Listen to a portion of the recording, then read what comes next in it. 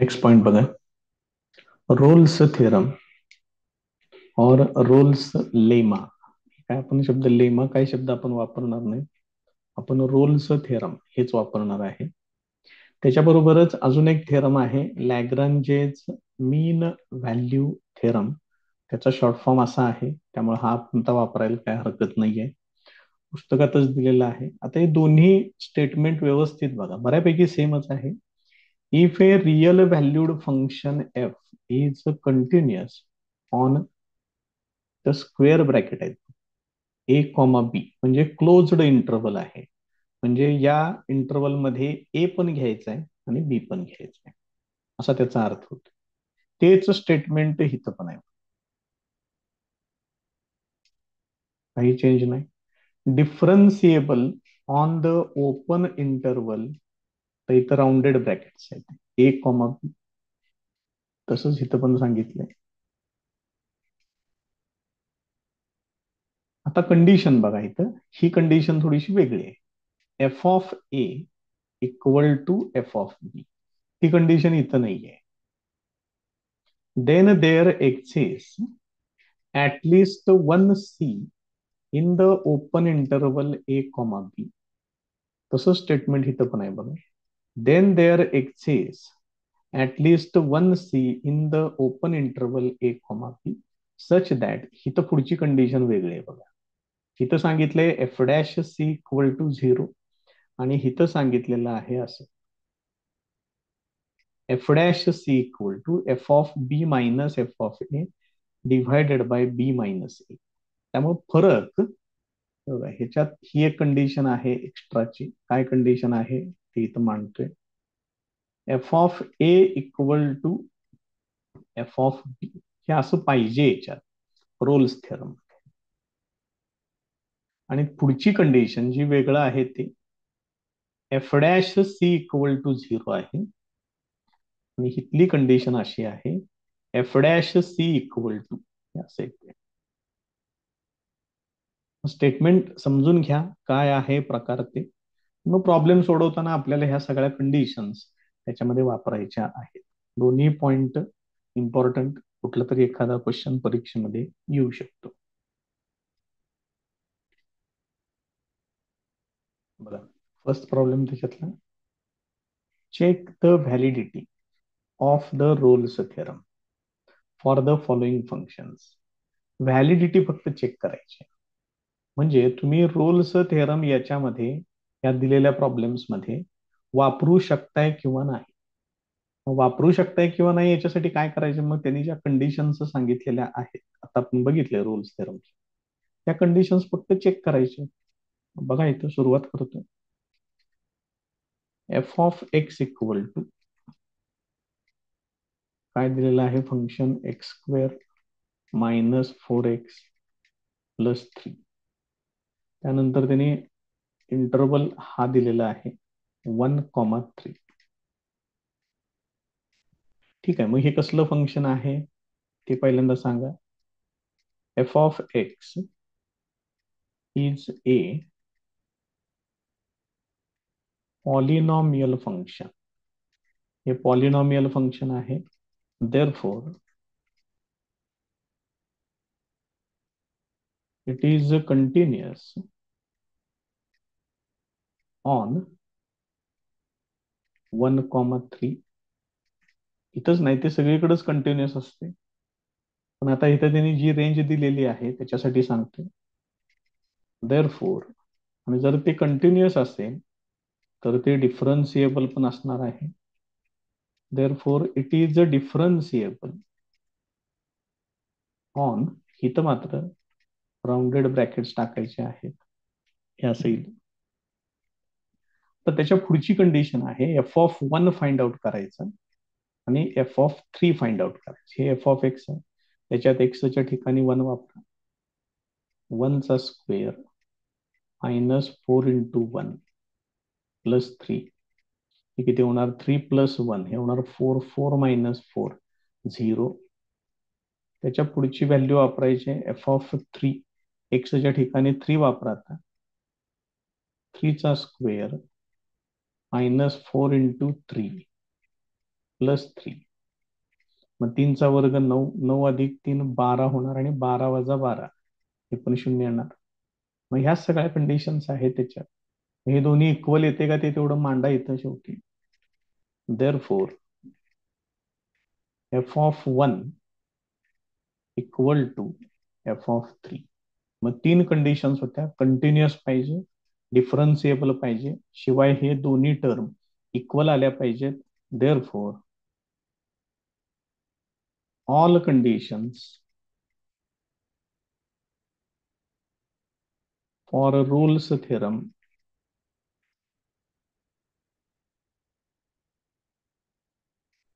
R satisfied.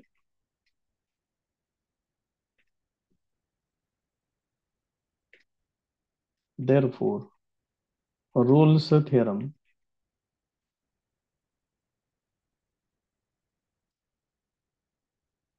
can be used for this. या ठिकाणी तुम्ही रोल्स थेरम वापरू शकता. हे काम करायचं या प्रश्नामध्ये. फक्त कंडिशन्स चेक करा बरोबर येतात का नाहीत, आणि जर एखादी जरी कंडिशन याच्यातली सॅटिस्फाय झाली नाही, conditions are not satisfied, Rolle's theorem cannot be used, एवढं सांगायचं.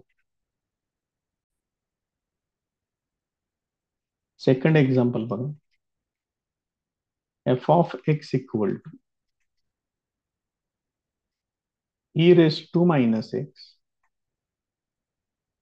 इंटू साइन एक्स, आणि एक्स सांगितलेला आहे 0, या इंटरवल मध्ये. आता याच्यामध्ये फंक्शन्स कुठले कुठले आहेत बघा. e⁻⁻x आहे, साइन एक्स आहे. इथं सुरुवात करा त्या पद्धतीनं. e⁻⁻x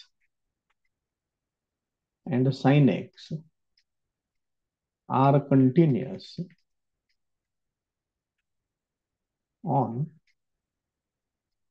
0,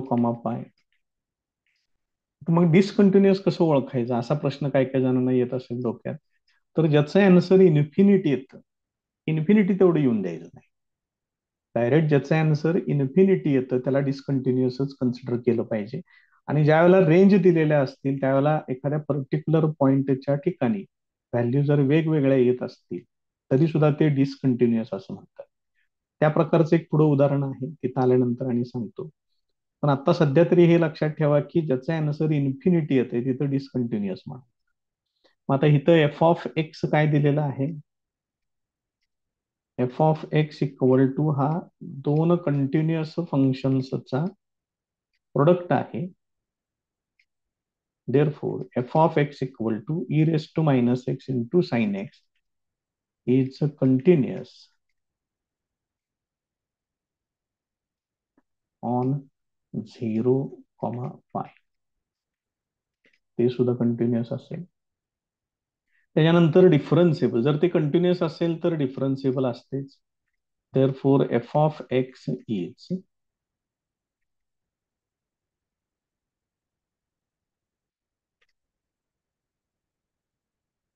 differentiable on 0, ते पण येणार. त्याच्यानंतर आपल्याला त्या व्हॅल्यूज काढाव्या लागतील. पहिली व्हॅल्यू 0 आहे, दुसरी व्हॅल्यू आहे, ती वापरायची या फंक्शन मध्ये. f(0) equal to e⁻⁻0 into sine 0. e⁻⁻0 ला मी 1/e⁻0 करू शकते, ते 1 येईल. पण साइन 0 ते 0 येणार. त्यामुळे इथं साइन 0 0 झाल्यामुळं याची व्हॅल्यू 0 येणार. त्यानंतर आहे f(π), ते मी इथं वापरतोय. e⁻π into sine π. साइन π पण 0 आहे, त्यामुळे हे 0 येणार. काही जण इथं असं पण म्हणू शकतील -0 नसतेच, ते पण बरोबर आहे. पण फक्त आपण इथं नियमाप्रमाणे इथं व्हॅल्यू वापरून दाखवलेली आहे, त्याच्यात काहीही चुकीचं नाही. मग ह्या दोनही व्हॅल्यूज इक्वल येतात. Therefore, f(0) equal to f(π). सगळ्या कंडिशन्स सॅटिस्फाय झाल्या का बघा. कंटिन्युअस झालेला आहे, डिफरन्सिएबल झालेला आहे, हे इक्वल पण आलेलं आहे. Therefore all conditions for Rolle's theorem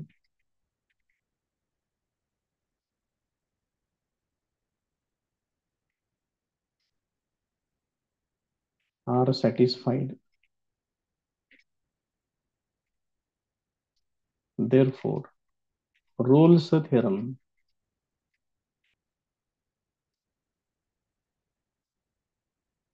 can be applied. तुम्ही रोल्स थेरम इथं अप्लाय करू शकता.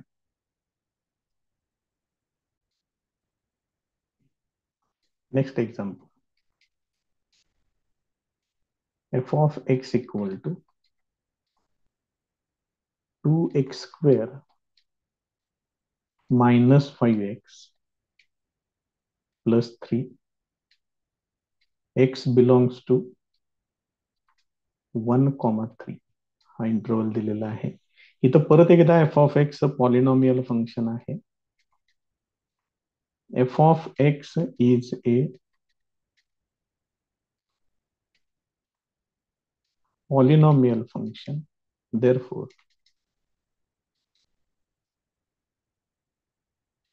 it is continuous on closed interval 1,3. Therefore, f of x is differentiable on 1,3. म्हणजे कंटिन्युअस झालं, डिफरन्शिएबल पण झालेलं आहे.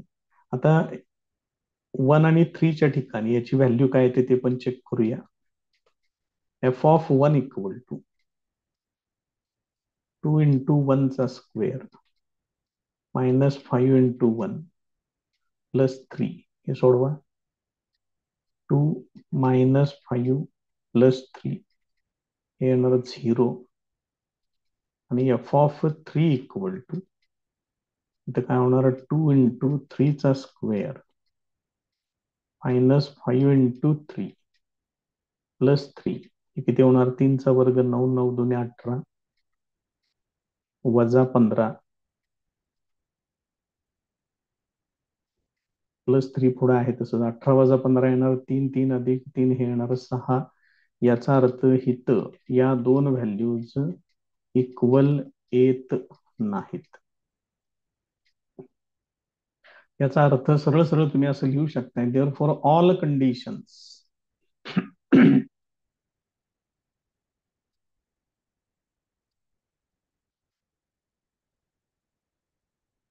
For Rolle's theorem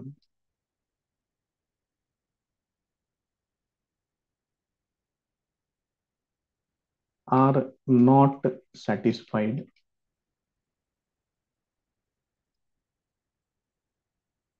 Therefore, Rolle's theorem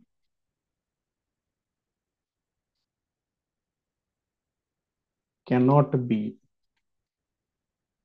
applied. त्यामुळे इथं तुम्ही रोल्स थेरम वापरू शकत नाही. Next question. f of x equal to sin x minus cos x plus 3 आणि x belongs to 0,2 पाय. आता याच्यामध्ये कुठले कुठले फंक्शन्स आहेत बघा. साइन एक्स आहे, कॉस एक्स आहे आणि 3 हे कॉन्स्टंट फंक्शन आहे. त्यामुळं ही सगळी फंक्शन्स त्यांच्या त्यांच्या डोमेन्स वरती कंटिन्युअस असतात. कंटिन्युअस एव्हरीवेअर किंवा ह्या इंटरव्हल वरती जरी कंटिन्युअस म्हटलं तरी चालतंय. Sine X, cos X and 3 are continuous on 0,2 pi. Therefore, f of x is also continuous on 0, 2 pi. Therefore, f of x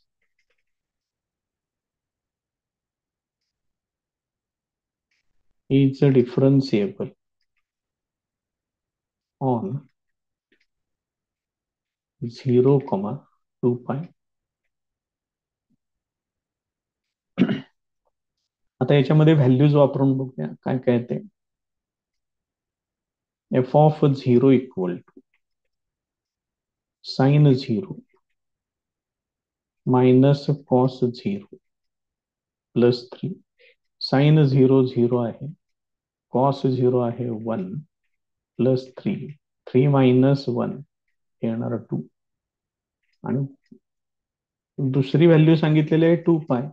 मग 0 आणि 2 पाय हे एकाच ठिकाणी येतात. हे जर आपण एक्स ऍक्सिस आणि वाय ऍक्सिस जर असे कन्सिडर केले, इथं 0 डिग्री आहे. ज्यावेळेला तुम्ही पूर्ण एक रोटेशन कंप्लीट करताय परत तुम्ही इथंच येणार.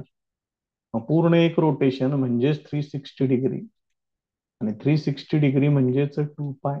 म्हणजे जिथं 0 डिग्री आहे तिथंच 2 पाय येते. त्यामुळे व्हॅल्यूज याच येणार आहेत. साइन 2 पाय मायनस कॉस 2 पाय plus 3 that is equal to 0 minus 1 plus 3 that is equal to 2. Therefore, f of 0 equal to f of 2 pi.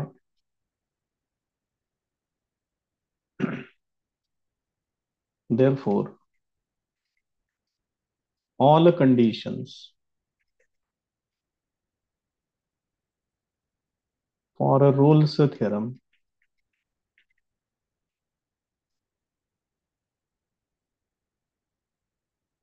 are satisfied. Therefore, Rolle's theorem can be applied. त्यामुळे तुम्ही याच्यामध्ये Rolls theorem वापरू शकता. Next example बघा. F of x equal to x square सांगितलंय, पुढे range अशी दिलेली आहे. त्यानंतर त्याच एफ ऑफ एक्स ची व्हॅल्यू सांगितलेली आहे 6 मायनस एक्स. पुढे रेंज या पद्धतीने दिलेली आहे. आता याच्यामध्ये कुठंतरी हे पुस्तकात असं दिलेलं आहे, इथं पण इक्वल टू 2 सांगितले, इथं पण इक्वल टू 2 सांगितले. करेक्ट एकाच ठिकाणी कुठं तर पाहिजे, ते असं पाहिजे. लक्षात घ्या, कारण दोन्ही ठिकाणी इक्वल टू 2 नाही लिहू शकत आपण. त्या पद्धतीने आपल्याला फंक्शन काय करायचं आहे, सिलेक्ट करायचं आहे. आता बघा, या रेंजसाठी एक्स स्क्वेअरची व्हॅल्यू कधीच इन्फिनिटी येणार नाहीये आणि या रेंजसाठी एफ ऑफ एक्सची व्हॅल्यू म्हणजे 6 मायनस एक्सची व्हॅल्यू सुद्धा इन्फिनिटी येणार नाही. त्यामुळे हे जे पूर्ण रेंज सांगितले त्याने 0 to 6 त्याच्यावरती हे फंक्शन कंटिन्युअस असणार आहे. बघा, फक्त डिफरन्सिएबलच्या वेळेला मात्र तुम्हाला कंडिशन कन्सिडर करावी लागेल. त्यावेळेला मात्र आपल्याला कंडिशन काय करावी लागेल, यूज करून बघावी लागेल नेमकं त्याचं किती येते. पाहिजे असलं तर बघा, एक्स इक्वल टू 2 किंवा less than limit as x tends to 2 minus, हे आता आठवतंय का बघा फक्त. Limit as x tends to 2 minus ज्या वेळेला आपण घेतो म्हणजे काय घ्यायचं असते, 2 पेक्षा कमी व्हॅल्यूज घ्यायचे असतात, त्यावेळेला इथे येणार. मग एफ ऑफ एक्स काय आहे ते मांडूया त्यावेळेस. एफ ऑफ एक्स आहे x square.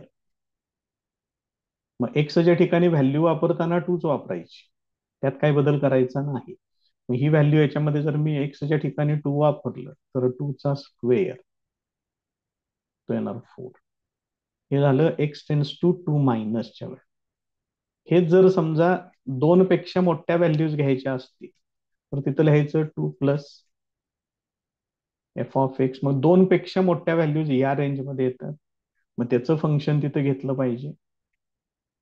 So limit as X tends to 2+, इथं काय होणार मग आता 6 मायनस एक्स येणार, व्हॅल्यू 2 वापरायची आहे. 6 मायनस 2 इक्वल टू 4 येणार. आता हे इक्वल आलेत दोन्ही पण.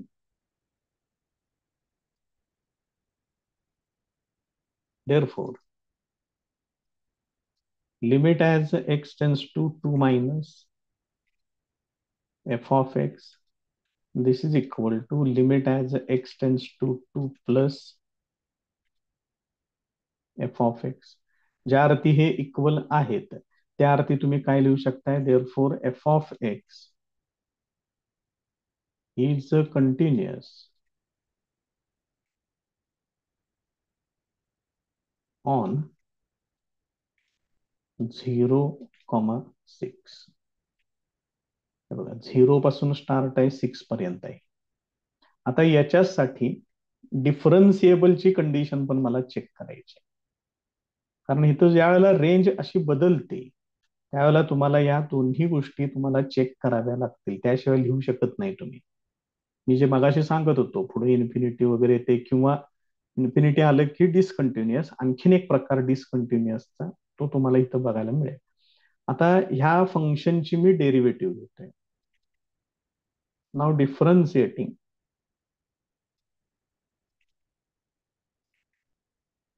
f of x with respect to x. मग पहिलं f of x इथं तयार आहे. f dash x equal to काय येणार, एक्स स्क्वेअरची डेरिव्हेटिव्ह येणार 2x, त्याची range 0 less than or equal to x less than or equal to 2. आणि त्याच्यानंतर f डॅश x त्याचीच व्हॅल्यू अजून एक येईल, ती येणार -1. तिथं रेंज आहे 2 less than x less than or equal to 6 हे असेल. आता हे डिफरन्सिएबल आहे किंवा नाही हे पण आपल्याला त्याच्यामध्ये चेक करायचं आहे. याच्यामध्ये परत एकदा लिमिट वापरतो याला, कारण एफ डॅश एक्स सुद्धा कंटिन्युअस आहे किंवा नाही हे बघितलं पाहिजे, तर त्याची डेरिव्हेटिव्ह आपल्याला एक्झिस्ट होईल किंवा नाही हे त्या ठिकाणी कळेल. मग limit as X tends to 2 minus ज्या वेळेला तुम्ही घ्या एफ डॅश एक्सच, त्यावेळेला इथं काय येणार 2 इंटू 2 येणार, म्हणजे हे येते 4, ह्याच्यात वापरायचं आहे 2 मायनस, त्यामुळे ही रेंज सिलेक्ट करावी लागते. आणि ज्या वेळेला तुम्ही limit as X tends to 2 plus घेताय एफ डॅश एक्स साठी, त्यावेळेला तुम्हाला इथे यावं लागेल. मग आता इथं व्हॅल्यू वापरायला जागाच नाहीये, एक्स नाहीच आहे याच्यात, त्यामुळे इथं येणार -1. याचा अर्थ ह्या दोन व्हॅल्यूज मात्र इक्वल येत नाहीत. Therefore, limit as x tends to 2 minus of f dash x, it is not equal to limit as x tends to 2 plus of f dash x. Therefore, f of x is not differentiable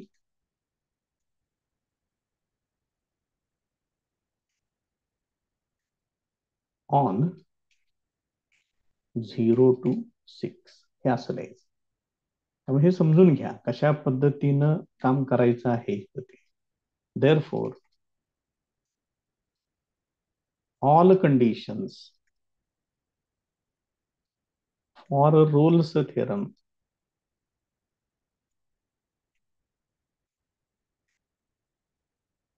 are not satisfied.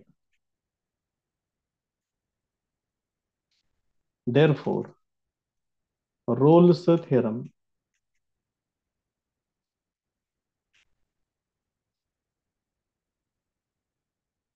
cannot be applied. त्यामुळे तुम्ही इतर Rolls theorem apply करू शकत नाही. त्यामुळे continuous डिफरन्सिएबल कशा पद्धतीने check करायचं आहे जर रेंज आली तर ते लक्षात घ्या. Next example, F of x equal to X raise to 2/3 X belongs to -1, 1 हे दिलेलं आहे. मग इथं -1 to 1 म्हणजे याच्यामध्ये व्हॅल्यू जाणार -1, 0, 1. आता याच्यातली कुठली जरी व्हॅल्यू याच्यामध्ये वापरली तरी आन्सर काही इन्फिनिटी येणार नाही. त्यामुळे हे फंक्शन कंटिन्युअस आहे असं तुम्ही डायरेक्ट घेऊ शकता. F of x is continuous on -1, 1 या इंटरव्हलवरती ते कंटिन्युअस आहे. याची डेरिव्हेटिव्ह घेऊया आणि त्याचं, कारण ह्याच्यामधल्या ह्या तिन्ही व्हॅल्यूसाठी ते एक्झिस्ट होते किंवा नाही एकदा चेक तरी करूया त्याच्यात काय होते ते. Now differentiating with respect to x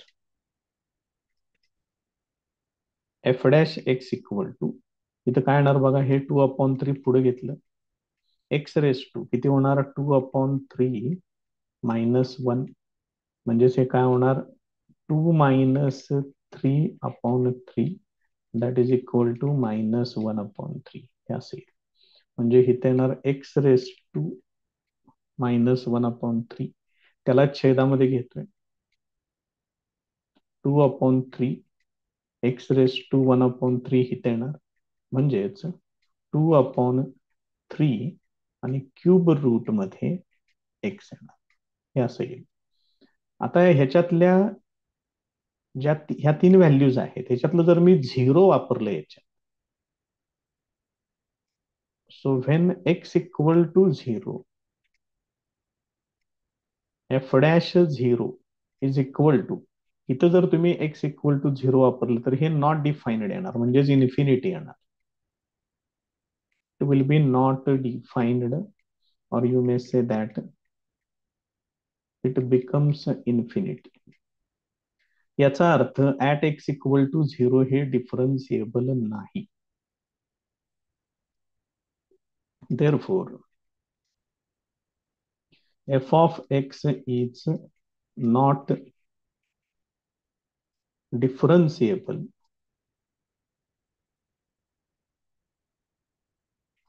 at x equal to 0.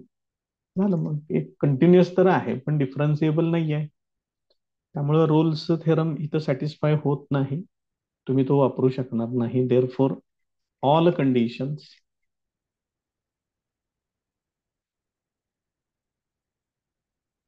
For Rolle's theorem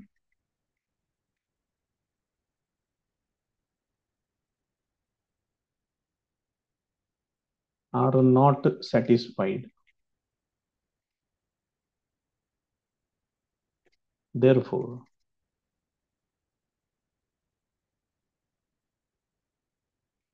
Rolle's theorem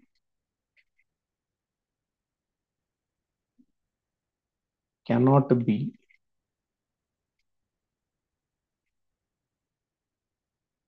applied. त्यामुळे रोल्स थेरम आपण इथं वापरू शकत नाही. नेक्स्ट प्रॉब्लेम बघा काय सांगितलेलं आहे त्याने. इंटरवल ए कॉमा बी सांगितलेलं आहे, क्लोज्ड इंटरवल सॅटिस्फाईज हायपोथेसिस. मी सरळ इथं स्पष्ट सुरुवातीला सांगितलेलं आहे की रोल्स थेरमला लागणाऱ्या सगळ्या कंडिशन्स इथं सॅटिस्फाय होतात. फंक्शन दिलेलं आहे F of x equal to X raise to 4 plus X square -2 हे असं दिलेलं आहे. त्यातली एक व्हॅल्यू त्यांनी दिलेली आहे ए इक्वल टू -1. तर बी फाइंड आउट करा म्हटले. मग साहजिकच ह्याच्यामध्ये F of A is equal to F of बी ही कंडिशन आपल्याला घ्यावी लागेल. इक्वल येते का नाही चेक केलं पाहिजे याच्यामध्ये. मग ए ची व्हॅल्यू आहे -1 ते इकडे घेतोय मी आणि एफ ऑफ बी ला तसंच ठेवतोय. आता या दोन व्हॅल्यूज -1 आणि बी या फंक्शन मध्ये यूज करायच्या आहे. इकडल्या बाजूला -1 वापरतोय -1 रेस टू 4 प्लस -1चा square -2 this is equal to उजव्या बाजूला एक्सच्या ठिकाणी बी वापरायचं आहे. b⁴ plus b square -2. इकडलं जर तुम्ही सोडवलं तर हे 1 + 1 -2 होणार इज इक्वल टू हे आहे असंच राहील, त्याच्यात काही चेंज होणार नाहीये.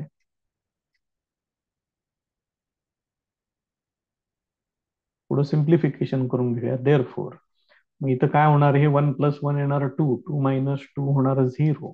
म्हणजेच ही condition b⁴ plus b square -2 is equal to 0 हे असे येणार. आता हे एक्झाम्पल घेऊया परत एकदा इथं आपण, मग त्याच्याबद्दल डिस्कशन करू, बघूया काय करावं लागतं आता याच्यामध्ये. हे दिलेलं एक्झाम्पल आहे बघा. मग आता तुम्ही बी ची व्हॅल्यू आपल्याला विचारली. आता जर याच्यामध्ये तुम्ही b = 1 वापरलं तर बघा बरं काय होते, इथं 1⁴ येणार प्लस 1चा स्क्वेअर येणार -2. म्हणजे हे काय ते सोडवून दिस इज इक्वल टू 0. म्हणजे b = 1 साठी LHS = RHS येत आहे. समजा मी इथं b = -1 वापरलं, -1⁴ प्लस -1चा स्क्वेअर -2 इज इक्वल टू, हे पण 0 येते की नाही बघून घ्या. लिहिलेच मी इथं डायरेक्ट 0 कारण येतेच 0. -1⁴ प्लस 1 येणार, -1चा स्क्वेअर प्लस, आता सोडवलेच आपण हे. तेव्हा हे याच्यासाठी सुद्धा -1 साठी सुद्धा काय येते, LHS = RHS. आपलं इंटरवल काय आहे, क्लोज्ड इंटरवल आहे a, b. मग त्याच्यात त्यांनी ए ची व्हॅल्यू काय दिलेली आहे, a त्यांनी सांगितलंय -1. मग जर a = -1 घेतलं आणि b = -1 घेतलं तर इंटरवल काय होईल, इंटरवल असा तयार होईल -1, -.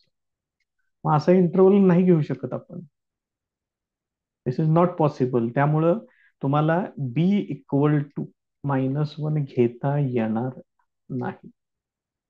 मग लिहायचं कसं याच्यामध्ये, तर हे पहिल्यांदा सिद्ध करून दाखवा. सगळ्यात पहिल्यांदा हे लिहा, मग तिथं लिहून टाका. But b cannot be equal to -1 because the interval becomes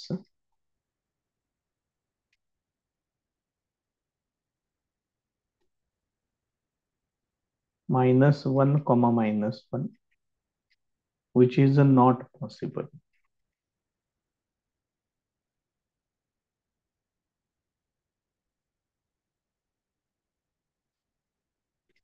त्यामुळे मग b इक्वल टू काय घ्या, therefore b is equal to 1 घ्या. तशा परिस्थितीमध्ये इंटरवल काय होईल, -1, -1. मग हे चालेल त्या ठिकाणी. त्यामुळे तुम्ही व्हॅल्यू घेताना तिथं b = 1 घ्या, b नॉट इक्वल टू -1 येणार तिथं. Next question, verify Rolls theorem. आता रोल्स थेरम जो आहे तो पूर्ण व्हेरीफाय करायचा आहे. मग f(x) = sin x plus cos x plus 7 आणि x बिलॉंग्स टू 0, 2π हे सांगितलेलं आहे. मग आता सगळ्या कंडिशन्स पण चेक करायच्या आणि तो व्हेरीफाय पण करायचा आहे. म्हणजे पुढची जी राहिलेली एक स्टेप होती f'(c) = 0, ती पण आता आपल्याला कंप्लीट करावी लागेल.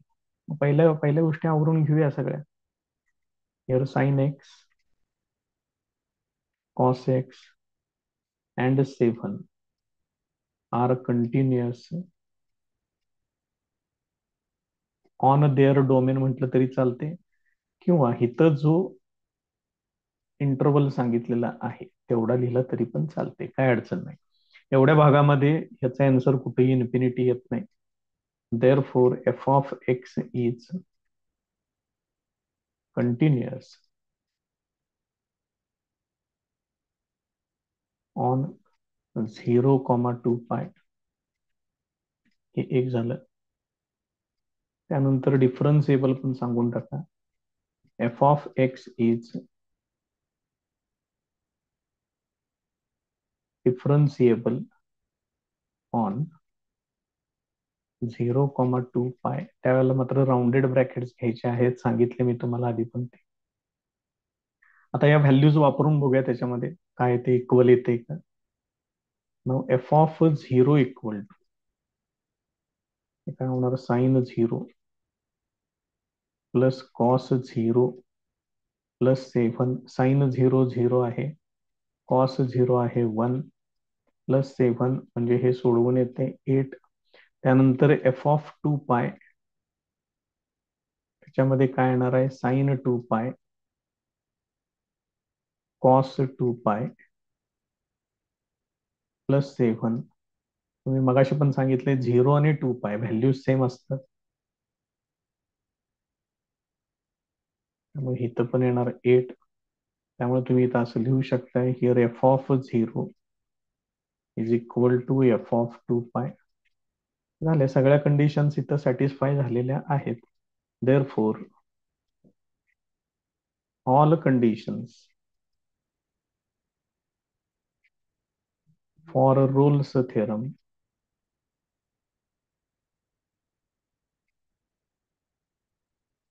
R satisfied.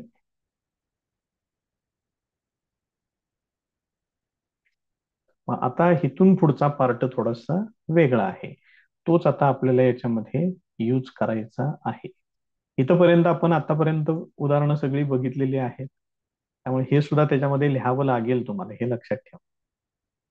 मग आता त्या थेरम मधलं पुढचा पॉइंट काय आहे, therefore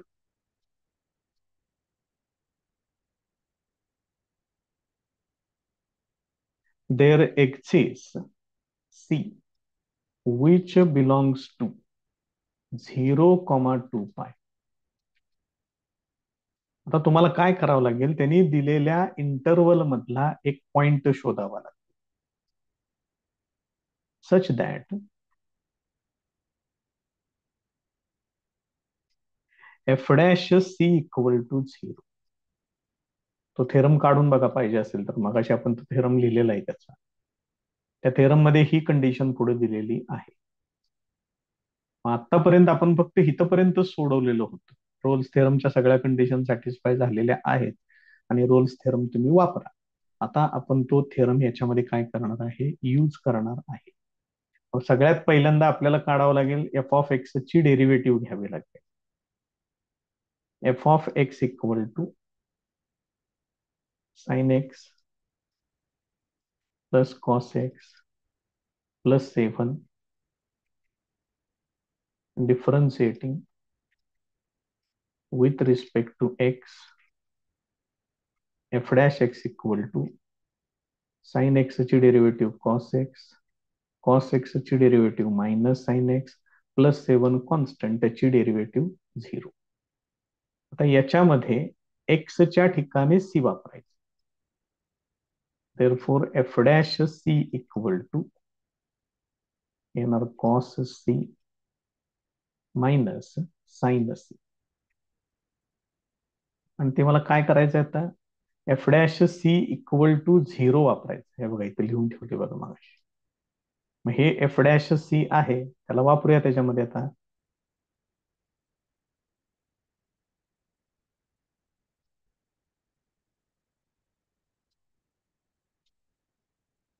when f dash C equal to 0 cos c minus sine c is equal to 0 येणार. म्हणजेच cos c is equal to sine c हे येणार. आता आपल्याला अशी कोणती व्हॅल्यू आहे अँगलची की जिथं कॉस आणि साइन इक्वल येतात, ते तुम्हाला माहिती आहे. मग π/4 जर तुम्ही अँगल घेतलात तर साइन सी आणि कॉस सी हे इक्वली येतात. याच्या व्यतिरिक्त आणखीन कुठे हे दोघ जण इक्वल असतात ते जरा व्यवस्थित बघून घ्या. समजा मी हा एक्स ऍक्सिस घेतला, हा वाय ऍक्सिस घेतला. π/4 म्हणजे इथं फर्स्ट क्वाड्रंट मध्ये येणार. फर्स्ट क्वाड्रंट मध्ये सगळे रेशो पॉझिटिव्ह असतात, सेकंड क्वाड्रंट मध्ये साइन पॉझिटिव्ह असते, थर्ड क्वाड्रंट मध्ये टॅन पॉझिटिव्ह असते आणि इथं कॉस पॉझिटिव्ह असते. ठीक आहे, आपल्याला काय पाहिजेत, हे दोन्ही पण इक्वल पाहिजे. मग इथं दोन्ही फर्स्ट क्वाड्रंट मध्ये सगळेच पॉझिटिव्ह आहेत, त्यामुळे साइन पण पॉझिटिव्ह येणार, कॉस पण पॉझिटिव्ह येणार. आणखीन एक इथे एक चेक करा, इथं टॅन पॉझिटिव्ह आहे, याचा अर्थ इथं साइन निगेटिव्ह असणार, कॉस पण निगेटिव्ह असणार. म्हणजे इथं पण ते दोन्ही इक्वल येऊ शकतात. मग तुम्हाला जर हिथं यायचं असेल तर हे काय होणार, इथं 0 आहे, इथं π/2 आहे, इथं पाय आहे, पाय प्लस पुढे यावं लागेल आपल्याला. मग पहिली व्हॅल्यू मला काय मिळालेली आहे, π/4 मिळाली. त्याच्या पुढची व्हॅल्यू काय होईल, मग π/4 प्लस पाय करून घ्या. म्हणजे मग हे किती होणार, 4π प्लस पाय म्हणजे येणार 5π/4, ते इथे येणार. परत तुम्हाला इथे यायचं आहे, मग त्यावेळी तुम्हाला काय करावं लागेल, अजून एक पाय त्याच्यामध्ये ऍड करावं लागेल. मग 5π/4 प्लस पाय केलं की 9π/4 येते. त्यामुळे इथं तुम्हाला सीच्या व्हॅल्यूज काय मिळणार बघा, therefore c equal to, पहिली व्हॅल्यू येणार π/4, दुसरी व्हॅल्यू येणार 5π/4, तिसरी व्हॅल्यू येणार 9π/4 डॅश डॅश डॅश. अशा सगळ्या व्हॅल्यूज मिळतील. पण त्यांनी रेंज दिलेली आहे. त्यांनी रेंज काय सांगितलंय बघा बरं, इथं एवढंच पाहिजे. 0 to 2π, 0 ते 360 पर्यंतच्याच व्हॅल्यू पाहिजे आहेत, त्याच्यापेक्षा जास्त वेगळं काही नको. त्यामुळे बघा, मग आता आपल्याला 0 to 2π आपल्याला शोधावं लागेल, 360 पर्यंतच्याच व्हॅल्यू घ्याव्या लागतील. 45 π/4 म्हणजे किती, 45, 5π/4, बघा बरं किती होणार, 5 × 45, हे 360च्या आतच बसते, 40×5 = 200 आणि म्हणजे हे होते 250 डिग्री होते, 360 पेक्षा कमी आहे. आणि 9 × π/4 ते जर आपण केलं, इथं करूया, इथं आपण एकच, कारण पुढची व्हॅल्यू 9π/4 आहे. त्यामुळे हे होणार 9 × 45 डिग्री, 40 × 9 हेच होते 360, आणि वरचे परत 9×5 = 45, ही व्हॅल्यू ग्रेटर दॅन 360 डिग्री होते. त्यामुळे इकडनं पुढच्या व्हॅल्यूज घ्यायच्या नाहीत. त्यामुळे तुम्हाला काय करावं लागेल, ह्या दोनच व्हॅल्यूज फक्त घ्याव्या लागतील. Therefore c equal to π/4, 5π/4 which belongs to 0, 2 असं घ्यावं लागेल. 0, 2π या रेंज मधल्या त्या व्हॅल्यूज आहेत. त्यामुळे तुम्हाला इथं सीच्या दोन व्हॅल्यूज मिळतील, सी इक्वल टू π/4 और सी इक्वल टू 5π/4, अशा दोन व्हॅल्यूज मिळतील. त्यांनी सांगितले देअर एक्झिस्ट ऍटलिस्ट वन, म्हटले कमीत कमी एक असणारच. इथं दोन व्हॅल्यूज मिळाल्यात आपल्याला. मग तुम्ही लिहू शकताय therefore Rolle's theorem is verified. शेवटी फक्त तिथं लिहून टाकाय. या पद्धतीनं तुम्हाला पुढची स्टेप सुद्धा आता परफॉर्म करावी लागेल, आणि त्याच्यासाठी थोडस हे बेसिक सगळं माहिती असणं गरजेचं आहे. Next problem, f(x) equal to sin x/2, x belongs to 0, 2π हे दिलेलं आहे त्यांनी. आता आपल्याला परत एकदा याच्यामध्ये रोल्स थेरम व्हेरीफाय करा असं त्यांनी सांगितलेलं आहे. या रेंजसाठी या फंक्शनचा आन्सर कधीच इन्फिनिटी येणार नाहीये. त्यामुळे तुम्ही डायरेक्ट त्याला कंटिन्युअस म्हणू शकताय, डिफरन्सिएबल पण म्हणू शकताय, काही अडचण नाहीये. f(x) is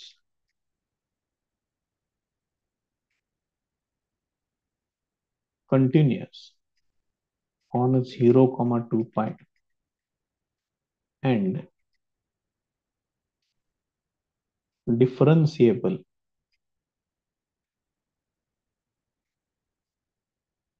on 0, 2π. या पद्धतीने तुम्ही डायरेक्ट लिहू शकताय, काही अडचण नाहीये. एफ ऑफ झिरो, व्हॅल्यू वापरा त्याच्यात, एक्सच्या ठिकाणी zero, zero divided by two ते येणार साइन झिरो, साइन झिरोची व्हॅल्यू झिरो येते. And f of two pi, ते त्याच्यामध्ये वापरून घ्या, sine two pi upon two होणार, म्हणजेच येणार साइन पाय. इथं सुद्धा व्हॅल्यू झिरोच येते. Therefore, f of 0 equal to f of 2 pi. Therefore, all conditions of Rolle's theorem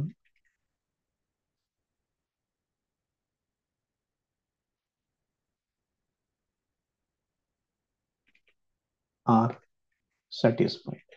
इथं सगळ्या कंडिशन्स रोल्स थिअरमच्या सॅटिस्फाय झालेल्या आहेत. आता पुढची स्टेप करून घेऊया त्याच्यामध्ये. Therefore there exist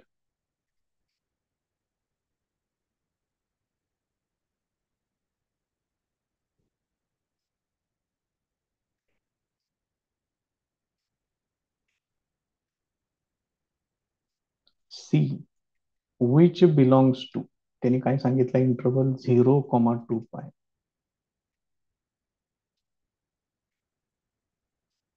such that f dash c is equal to 0. पहिल्यांदा एफ ऑफ एक्स लिहून घ्या. एफ ऑफ एक्स आहे साइन एक्स अपॉन टू, त्याची डेरिव्हेटिव्ह घेऊया आता. Differentiating with respect to x, f dash x equal to साइनची derivative येणार cos, आणि एक्स अपॉन टू ची डेरिव्हेटिव्ह येणार 1/2. त्यामुळे याचं सिम्प्लिफिकेशन होईल 1/2 कॉस एक्स अपॉन टू, हे असं येईल. आता याच्यामध्ये आपल्याला ते सी वापरायचं आहे आणि ते इक्वल टू 0 घ्यायचं. Now f dash C equal to 0. Therefore इथे एफ डॅश एक्स तयार आहे तुमचं, त्याच्यामध्ये एक्सच्या ठिकाणी सी वापरायचं, हे असेल. म्हणजेच हे 2 न इकडं 0ला मल्टिप्लाय करून घ्या, cos c upon two equal to 0 येणार. मग सी अपॉन टू च्या व्हॅल्यूज फाइंड आउट करायचे. मग कॉस जर 0 यायचा असेल तर पाय बाय टू चे सगळे ऑड मल्टिपल्स लागतील. म्हणजेच c upon two equal to काय काय येणार बघा, pi by two, 3 pi by two, 5 pi by two, या पद्धतीने सगळ्या व्हॅल्यूज तुम्हाला घ्याव्या लागतील. बघा लक्षात येते का? म्हणजे सी ची व्हॅल्यू काय येणार, मग सी इक्वल टू 2 न सगळ्यांना मल्टिप्लाय करून टाका, पाय, 3 पाय, 5 पाय, डॅश डॅश डॅश. पण त्यांनी काय सांगितलंय, but c should belong to 0, 2 pi. हे कुठं सांगितलंय बघा बरं, त्या थेरम मध्ये सांगितलंय की त्याचे जे रेंज असेल त्या रेंज मधलीच ती व्हॅल्यू पाहिजे. मग इथं रेंज त्यांनी दिलेले, बघून घ्या पाहिजे असलं रेंज काय, तर 0 to 2 पाय आहे. हे बघा इथं रेंज आहे. मग त्या 0 to 2 पाय मधली व्हॅल्यू आपल्याला सिलेक्ट करावी लागेल. मग फक्त ही एकच व्हॅल्यू येणार. Therefore c equal to pi which belongs to 0, 2 pi, हे असं येणार. Therefore the Rolle's theorem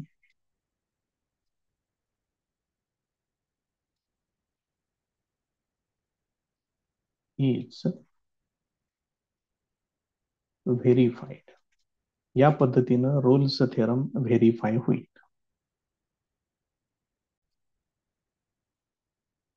next example.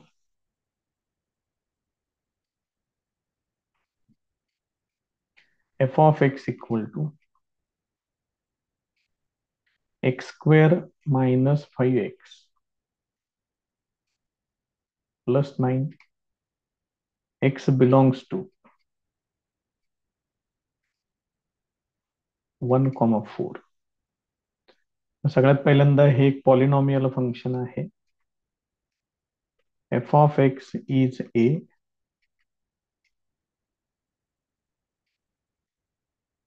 polynomial function, therefore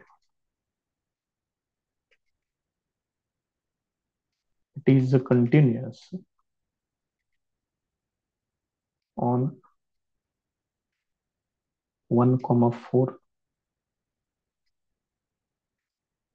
Next condition, f of x is differentiable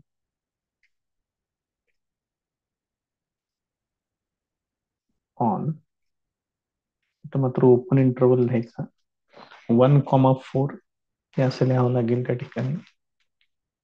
मग आता ह्या दोन्ही ठिकाणी त्या फंक्शनच्या व्हॅल्यू सेम येतात की नाही हे चेक करायचं.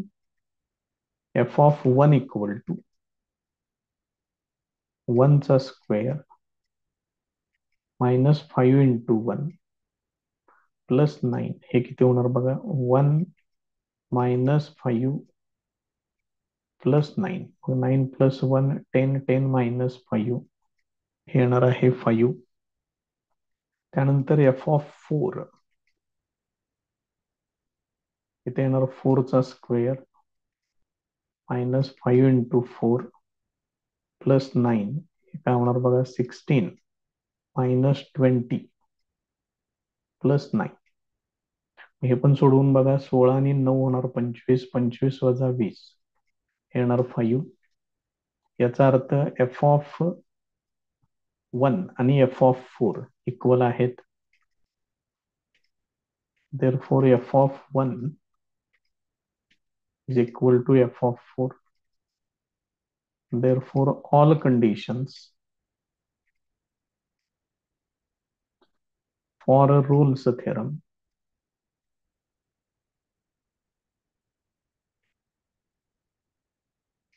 are satisfied.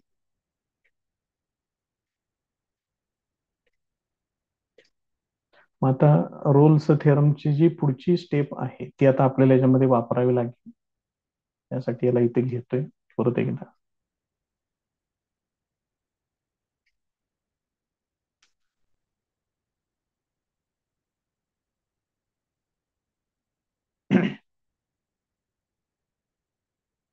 Therefore there exists